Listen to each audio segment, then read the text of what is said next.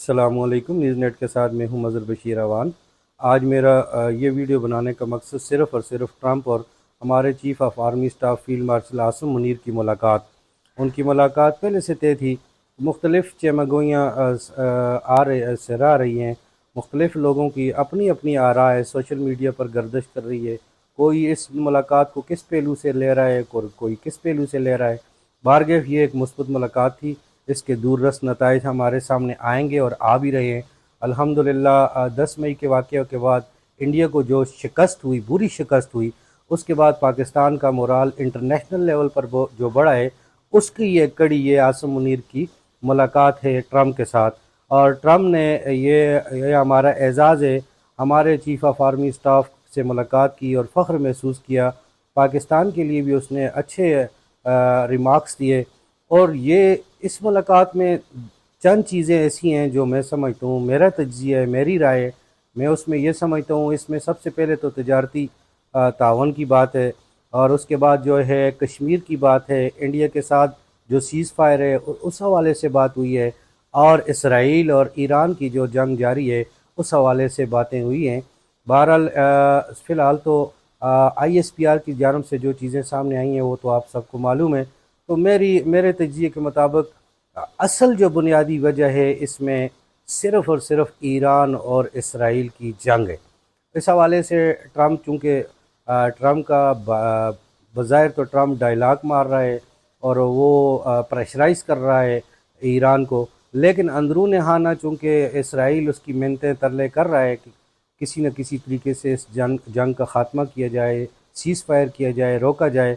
तो Trump directly जो है ईरान के साथ मुज़ाकरात कर नहीं सकता। उनके हालात पहले से कशीदे हैं, और ईरान की बैकअप पर जो मुल्क खड़े हैं उसमें चाइना है, तुर्की है, आज़रबाईजान है या रशिया है। तो रशिया के साथ भी और चाइना के साथ भी ट्रंप के ऐसे तलकात नहीं जो बराह रास्त उनको अपने दिल की बात कह सके। बारगेफ उनकी पूरे ख़त्ते में सिर्फ़ और सिर्फ हमारे चीफ़ ऑफ आर्मी स्टाफ पर उनकी नज़रें जमी रहीं।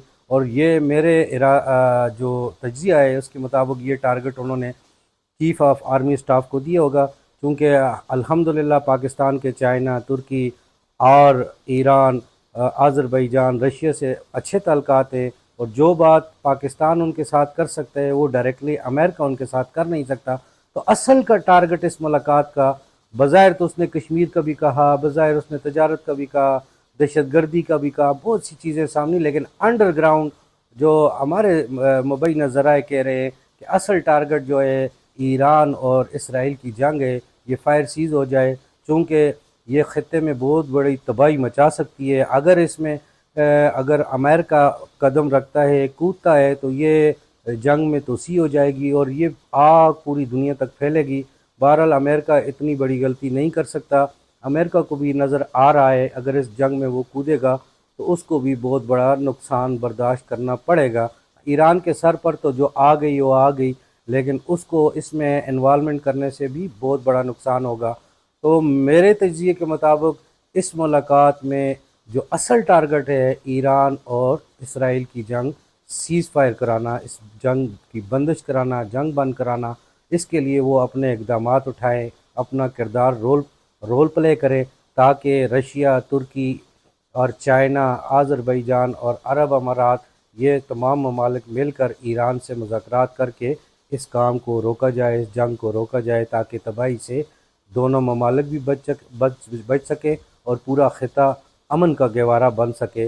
ये सारी चीज़ें उस वक़्त आई हैं जब ईरान ने इसराइल पर अटैक किए और इसराइल को तोड़ा बोरा बनाया, तब अमेरिका को ये तकलीफ़ हुई है।